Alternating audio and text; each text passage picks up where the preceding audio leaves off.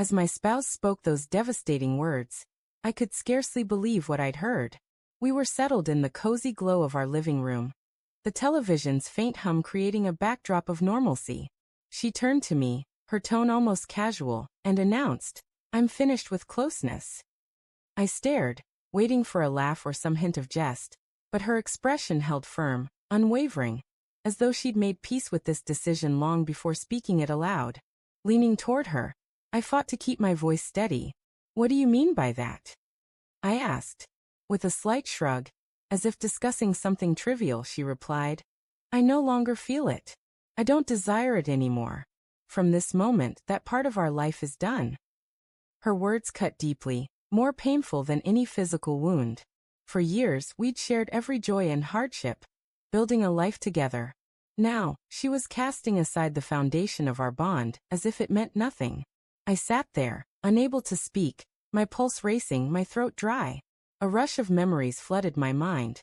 Sacrifices I'd made, nights spent soothing her, dreams we'd woven together. In a single sentence, she was unraveling our intimacy. Fury stirred within me, but a heavier, more overwhelming sorrow soon took its place.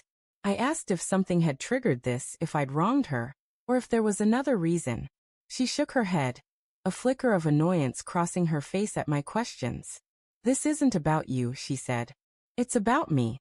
I don't want that aspect of a relationship anymore." Her cold, detached tone hurt more than any heated argument ever could. In that instant, something within me broke.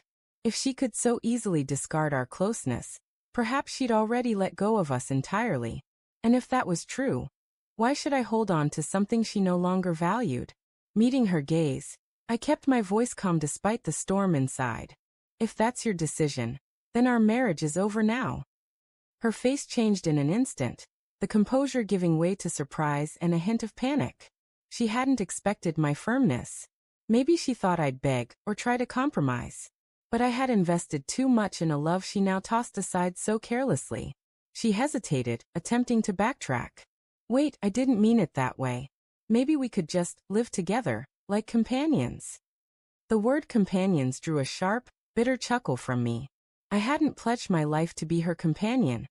I'd married her to be my partner in every sense, heart, mind, and soul. Standing up, my hands shook, but my determination held strong. "I won't remain in a marriage without love. I gave you my all, and you're saying you don't want it. If that's your choice, this is mine." The silence that followed was denser than any argument we'd ever had. Tears glistened in her eyes as she asked if I was really willing to throw everything away over this. But I reminded her that she had taken the first step to dismantle our life together. I didn't end our marriage, her declaration did. I was simply acknowledging its weight.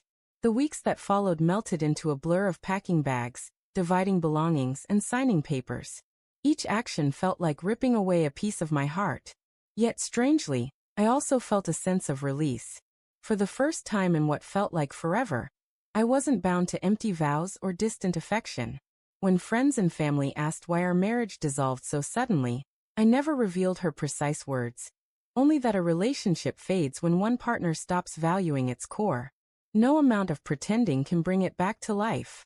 Months later, I came to see that leaving was the bravest decision I'd ever made. Staying would have trapped me in a shadow of a life, always chasing fleeting glimpses of connection.